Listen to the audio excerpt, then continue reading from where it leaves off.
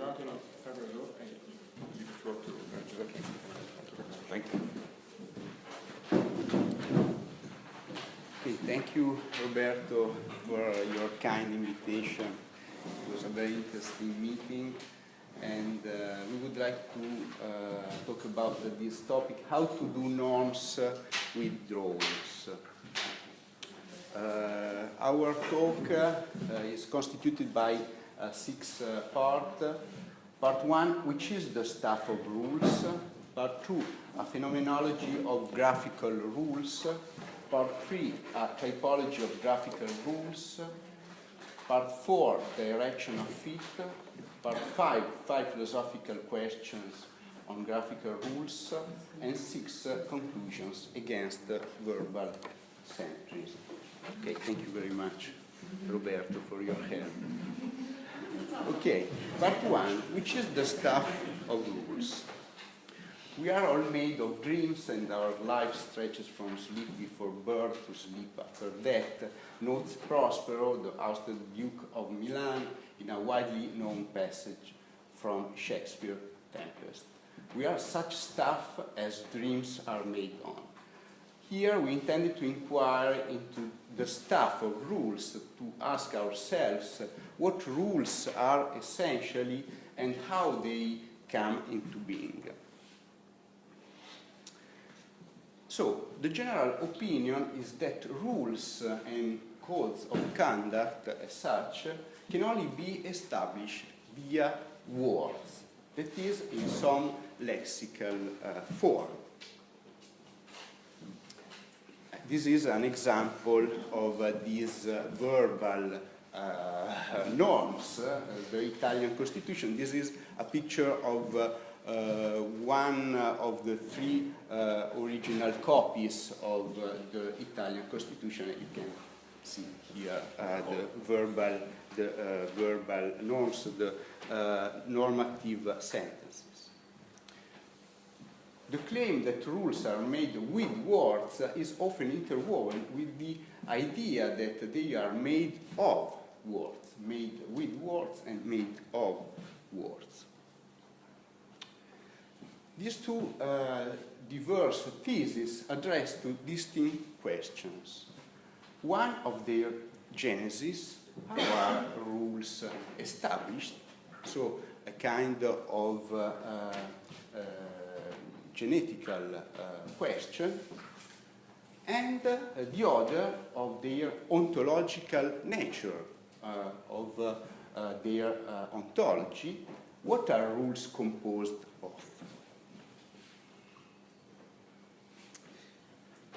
An Italian legal philosopher, Roberto Bobbio, in his book A Theory of Legal Norms, 1958, sustains that a rule is a set of words which together have meaning. So the idea of Bobbio is that norms are linguistic entities, norms are a set of words with meaning. In Bobbio's view, when we consider a legal code or a constitution, we think in terms of a set of words. A similar idea was proposed by Johann Safran Ganz in the book Rules, a Systematic Study, published in 1971. Ganz asks, to what does the word rule refer? And replies, rules can be utterances as well as inscriptions, and the rule, the term rule, the word rule, refers to both utterances and inscriptions. So here we found another conception of norms, of rules, as a linguistic entity. But some rules are not actually word-based at all. Many rules are actually conveyed through graphics. This is the topic of our talk. For example, road signs, or a sound, the referee's or the policeman's whistle, a silent gesture, the traffic warden signs to halt, which according to the Article 43 of the Italian Civil Code specify an appel arm. A color, for example, the traffic light sequence, or an obstacle, like a sleeping policeman, gendarme couché. I think it's the French word. So, for example, the traffic warden signs to halt. It's a kind of non-linguistic norms. Or this is a famous Italian road signs, no overtaking. Or the example of a traffic light. The referee's red card. Very important for Italian people. Particularly in these days. Particularly these days. This is maybe an example of non-linguistic norm that we can discuss. But it's an interesting example.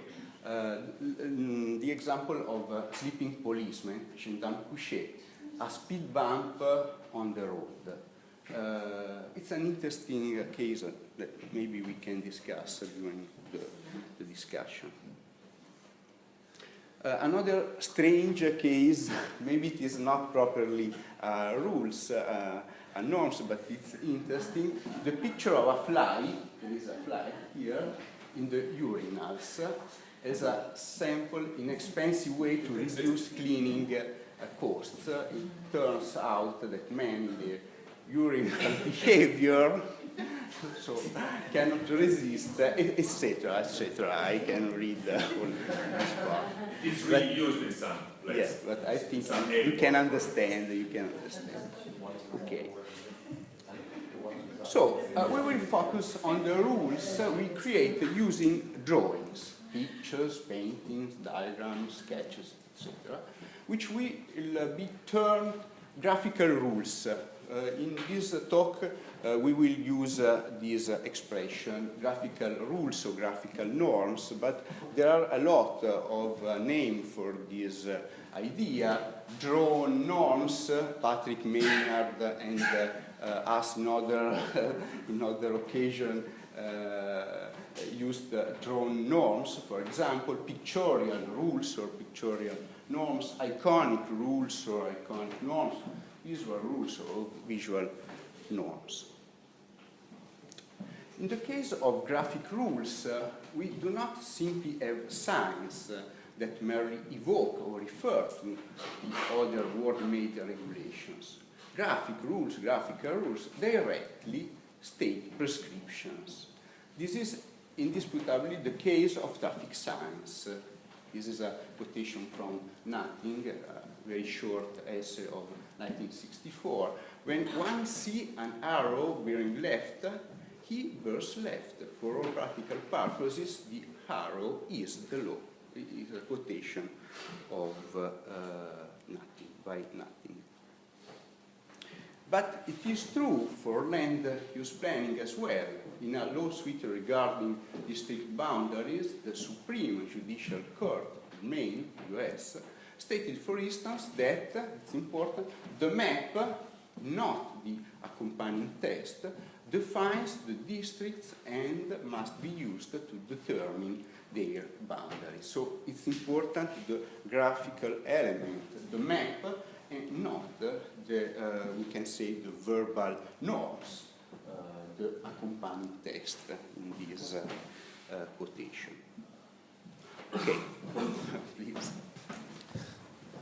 Okay, very briefly, some example of what we call graphical rules, like no smoking, no fly zones, for instance, or obviously IKEA flat pack assembly instruction.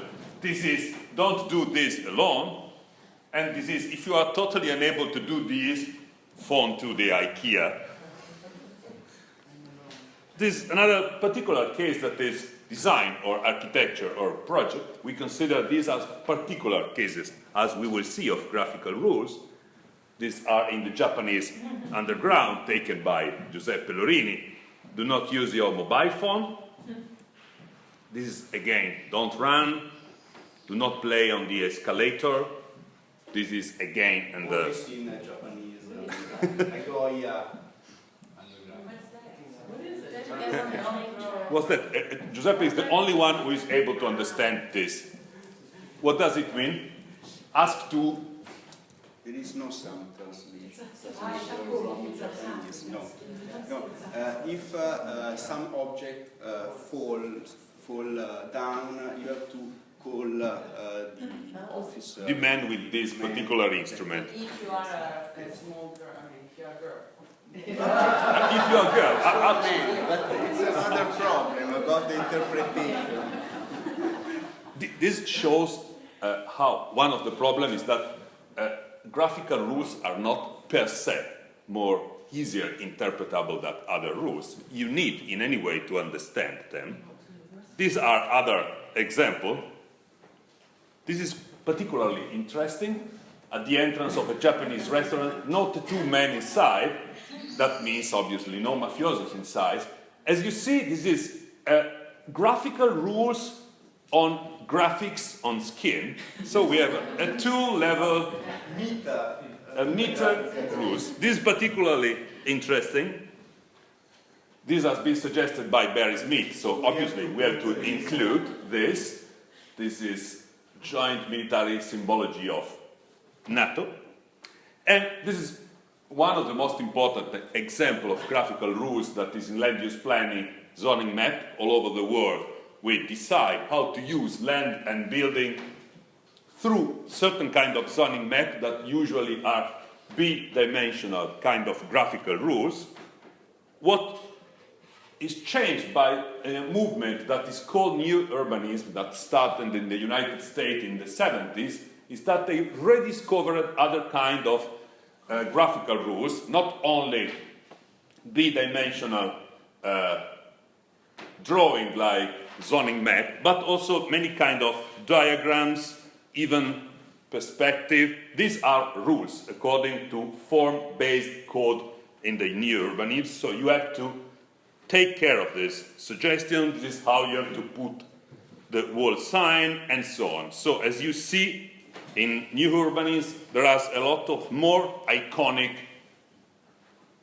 normative drawing. This is simply a list to have some images, but I give the floor to Giuseppe to go on. Part 3, a typology of normative drawings, a typology of graphical rules.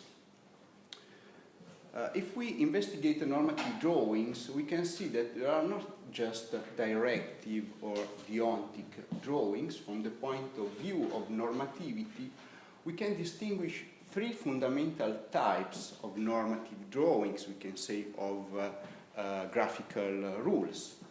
The first one is deontic or regulative or directive drawings.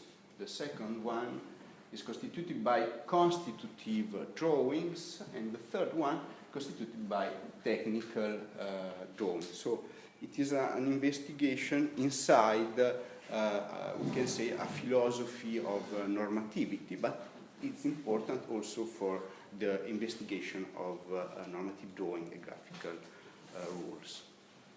This typology is of particular interest because it shows that the normative realm cannot be reduced merely, as many times happens, to the deontic realm, the realm of regulative, of deontic rules that qualify our actions in terms of obligatory, permitted, forbidden, etc. But I think I will try to explain more clearly these ideas during the talk. But it's important. Normative realm does not coincide with deontic realm. Deontic realm is just one part of the normative realm.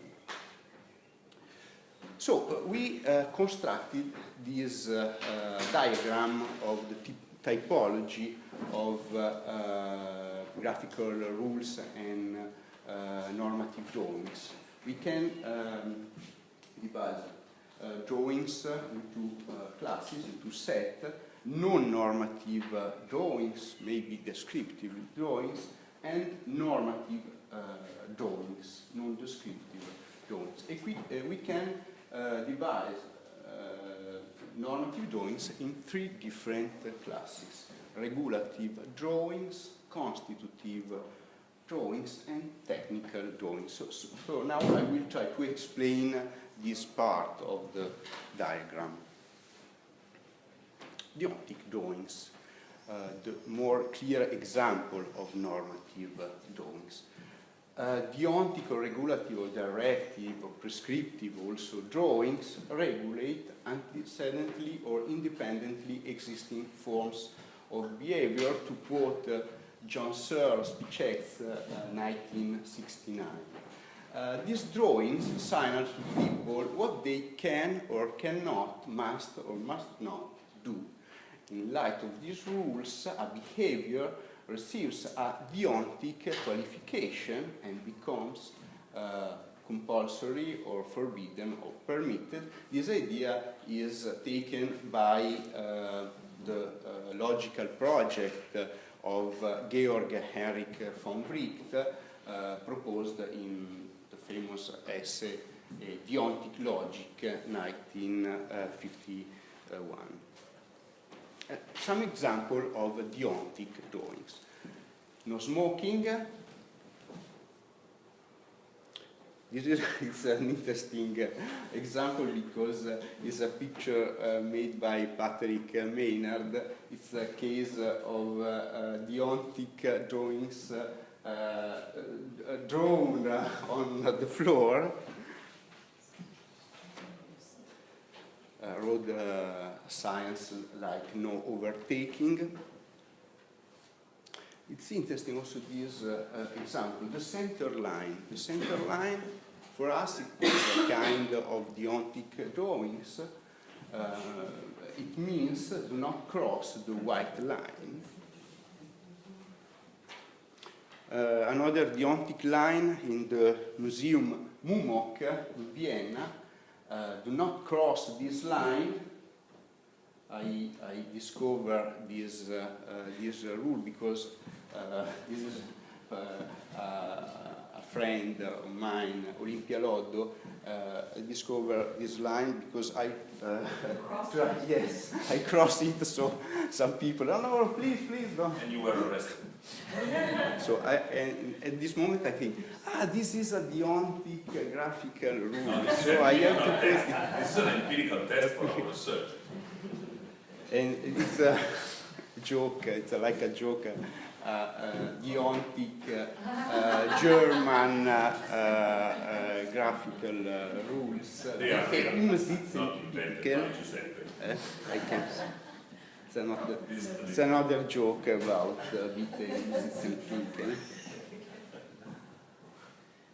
Okay. So now I will talk about constitutive drawings. That is a new kind of drawings. Constitutive drawings are those drawings that express constitutive rules, rules that, unlike deontic drawings, do not regulate or merely regulate behaviors directly. Constitutive rules are rules that constitute, that is, in one or another sense, give rise to or create new things, mainly new social, legal, cultural things. It is a quotation from Wojciech Joanniec's book, Create Two Rules, published in 2013. Okay.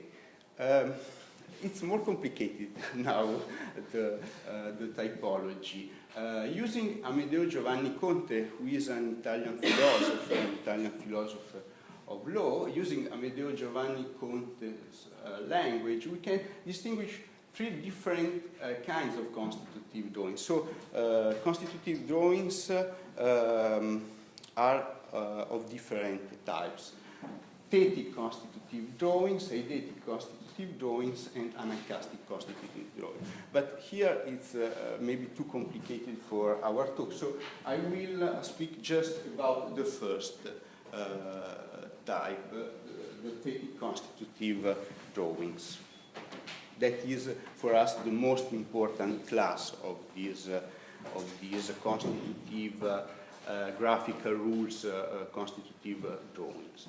So we can construct a new picture of the typology, and we can distinguish inside constitutive drawings three different kinds: eidetic constitutive drawings, thetic constitutive drawings, and anacastic constitutive drawings.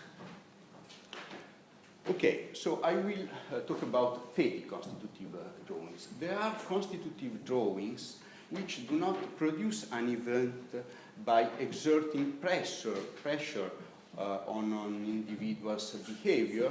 There is no recipient who either must or can conform to the instruction. Instead, they alone, these drawings, produce the desired effect, which is their purpose and content. The effect is produced at the moment when they are created. This idea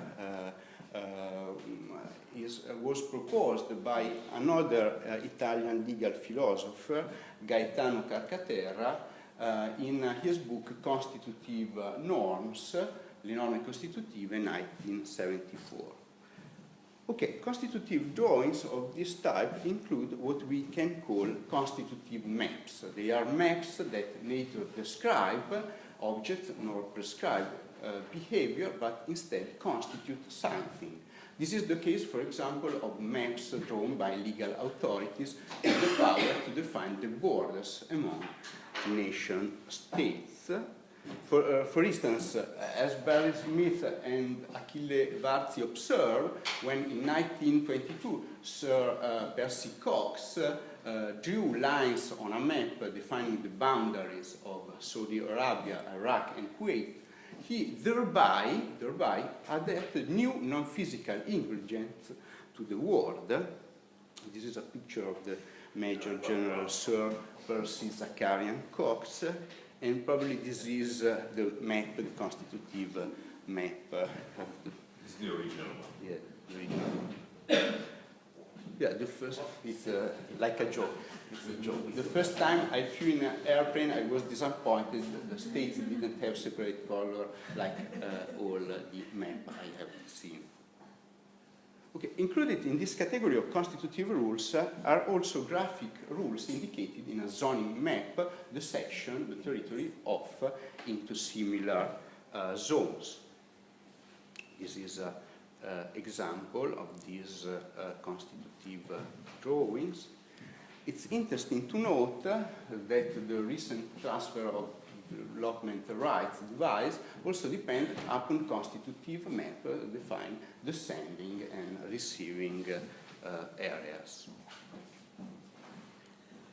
This is another case of constitutive map. Sorry, this is a case in which development rights are not fixed, but you can sell or buy development rights. So the constitutive map defines the sending and receiving area, that is, the area that can sell the development rights and the area that can buy them. Usually they are constituted by this kind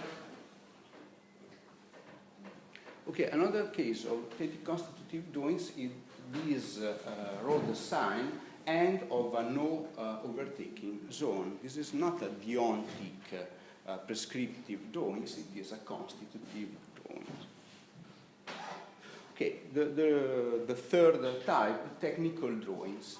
Technical drawings prescribe behaviors so that the aims of the agent can be achieved. That is, rules of the kind, if you want key, you must do W. It's a kind of technical, it's an example of technical drawings for dam construction. So maybe can be used also by animals, this kind of technical drawings. These rules are conditional in two ways. The formula, if you want key, you must do W, prescribes a certain behavior that is conditioned both subjectively and objectively. Subjectively in that the individual wants to achieve a certain aim, but also objectively in that the individual must act in a particular way in order for this aim to be achieved. This is a quotation from an essay of Amedeo Giovanni Conte. In this case, technical drawings of the type if you want key, you must do W can be differentiated for deontic drawings. See the above mentioned regulative rules of the type you ought to do W. So there is a difference between technical rules and deontic rules. In the former example, we have a technical ought. In the later, we have a deontic ought. Technical regulations therefore prescribe a behavior not in itself, like for example deontic drawings, but as the condition for the achievement of a possible end. This category comprises, for example, the graphical rules contained in the assembly instruction for furniture, the famous IKEA example, and technical diagram, for example, diagrams for the construction of an electric circuit. This is the cover of the book of Patrick Mania, Drawing Distinction, that also was quoted yesterday by Valeria. And in this book, Patrick do a reference to a case of a furniture assembly extraction in his investigation of drawings. And this is a case, another case of technical drawings. The famous example of IKEA drawings. So technical normative drawings do not assemble the furniture alone. I always try to do it with a very bad effect. It's a joke. You can understand. For instruction manual for Stone Age, maybe these men follow these rules. Also, it's a very strange case of technical rules. I don't know here.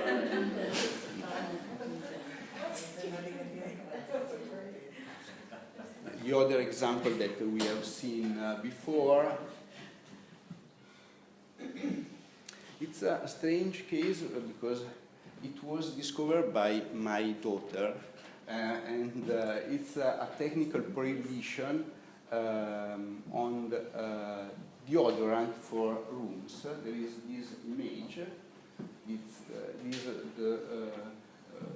the sign of prohibition, but in this case it is not a case of deontic prohibition, but is a technical rule. Do not spray horizontally. Okay.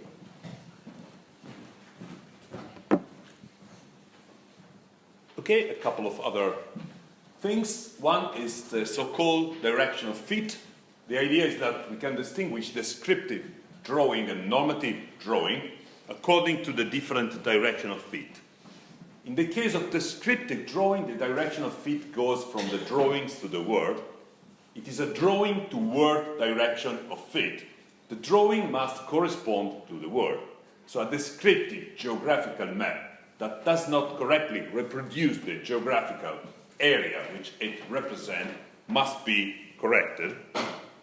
On the contrary, in the case of normative drawing, the direction of fit is the reverse. It is a word to drawing direction of fit. It is the word that must correspond to the drawing, as in the case of a land use plan. What is interesting is that in the case of static constitutive drawings, the word cannot but correspond to drawing. So if I draw the boundary to create a new state, the word cannot but correspond to the drawing. In this case, the word is an institutional word. Is an institutional word. Obviously, the idea is that static constitutive map create institutional object, I don't know if you can read this, but it is a way of questioning the direction of feet by Calvin and Hobbes. You can read it.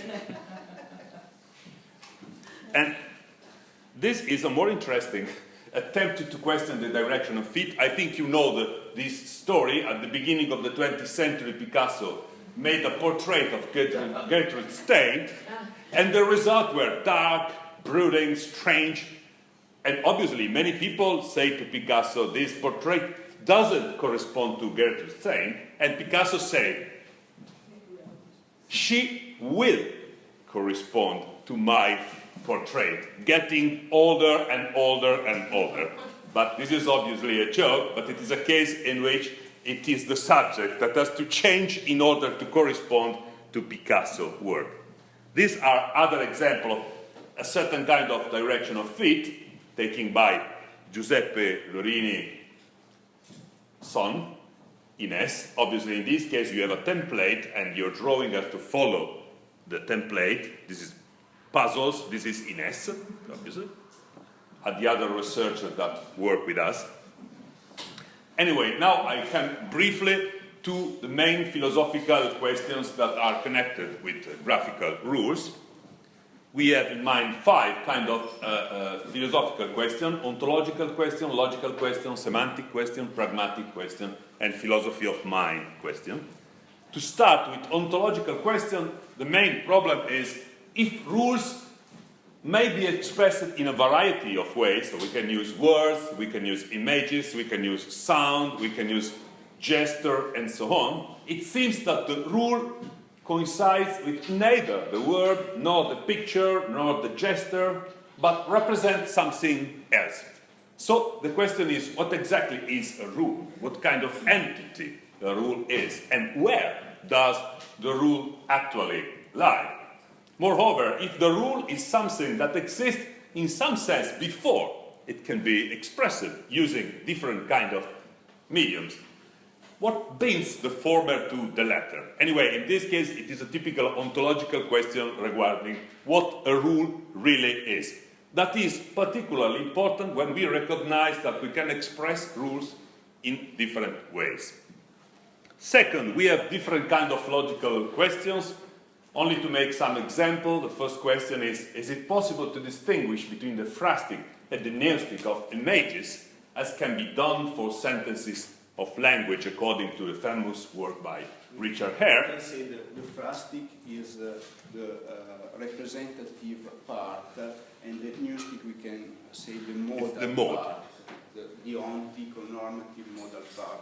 So in sentences, it is usual, according to Hare, in normative sentences, to distinguish between the part that in some way refers to the word or the behavior, and the neostic part that is the mode, that tell you if the sentence is a descriptive or a normative one. So the question is even that if you are able to do the same also in the case of normative drawings, that is to separate the part that in some way refers to the word and the part that tell you in which way you have to intend the drawing. Second, there is this question, as you know, since the work of Onfray, numerous systems of deontic logic have been developed to grasp the logic of deontic sentences. Actually, today it is usually assumed that logical relations are relations between linguistic sentences. All kinds of deontic logics regard relationship between words. The problem is this: might there not also be a logic of deontic drawing, a logic of graphic rules? And to conclude, a third question: as happens for written rules, can a possible clash, a conflict, a contradiction, an antinomy arise between two graphical rules? The issue is particularly relevant in the implementation of town plans, in which graphical rules may contrast with each other according to the scale adopted for the map. Sometimes it happens in land use planning that you have two different normative maps at different scale, and they contrast regarding, for instance, how can I use my tract of land. But it is more important to ask whether any conflict might arise between the graphical rules and the verbal one. Here too there are frequent examples in land use plan in which discrepancies, normative discrepancies, sometimes arise between written plan rules and graphical plan rules. These give rise to a further question. If conflicts arise between rules expressed in different ways, written or graphical, in what way do they contradict each other? What is effectively in conflict if we have a normative conflict between a written part of the plan and a normative drawing? This is not a philosophical example. Obviously, it is philosophically relevant, but in reality, this really happens. That is, imagine I am the owner of this tract of land. I read the written part of the plan, and I say, I don't know, near to the river, you cannot build within 30 meters. Then I take the zoning map, and there is a color like yellow. That means you can build there. So there is a clash. So this is a legal problem, a real legal problem. Usually court decide. It is a technical problem also for planners drawing plans and so on. And it is philosophically relevant because the question is what is really in conflict in this case. Second, we have semantic question like are written rules and graphical rules interchangeable, or is something lost in translation between one medium and the other? Because a typical question is, can we translate the written part of the plan in normative drawings and vice versa? Our idea is that even if images and sentences can in principle be translated, the one into the other and vice versa, something might be lost in the translation. Very briefly, normative drawings seem better in communicating lots of information simultaneously in a compact form. For instance, a normative map can easily conjoin many information about the location of objects and their properties, and also show in a whole way the adjacency problem between them, while sentential systems seem better in dissecting and manipulating abstract concepts. For instance, it is difficult to express a meta-norm like a norm of competence or a power-conferring norms using a map, while for sure we can express a meta-norm easily using words like the major has the power to forbid, and so on, and so on, and so on. So our idea is that we can try to translate the one in the other, but something is lost in translation. Then we have pragmatic question. At what point and in which case does it become more useful or appropriate to use graphical rules? Do graphical rules really offer greater comprehensibility, accessibility, and immediacy over lexical ones, as today sustained by certain exponents of new urbanism who advocate a wider use of them? In short, are graphical rules really more natural and less conventional, as Neura tried to investigate in this work, International Picture Language, in 1936. This is a quite interesting example. As you know, a similar question, even more universal, was asked when considering what message to send attached to the space probe Pioneer 10 in 1972, so that it could be understood by possible form of extraterrestrial life.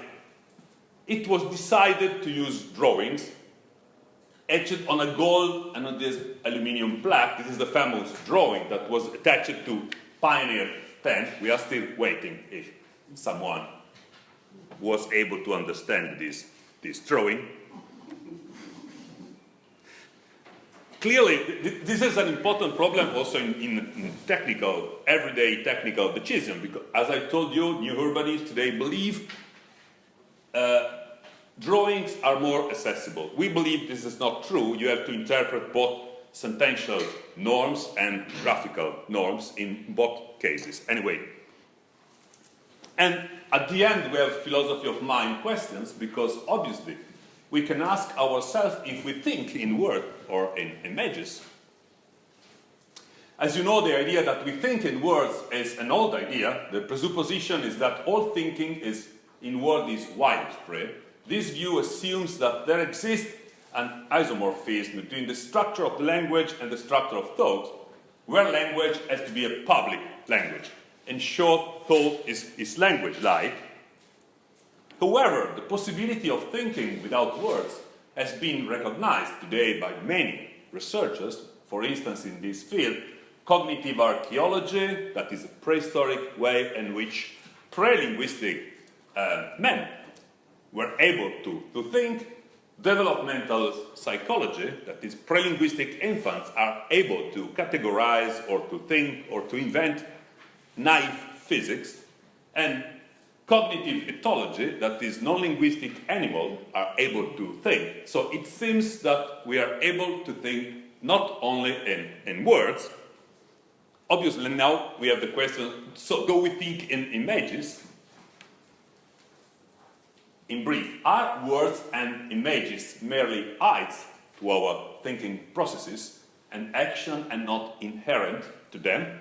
I think discussing about normative drawings, this is an important question. Are we simply using different kind of mediums, sometimes words, sometimes design, drawings, and so on, and we think in a totally different way, maybe through categorization or something like that, or one or the other have some sort of primacy regarding our way of thinking? Obviously, we are here simply formulating this question. Also, the experiment of yesterday afternoon was about the problem in thinking and communicating. So, in brief, these are the 5 main philosophical questions that are relevant for us. The first one is, if we admit that we also have normative drawing, what kind of entity rules are?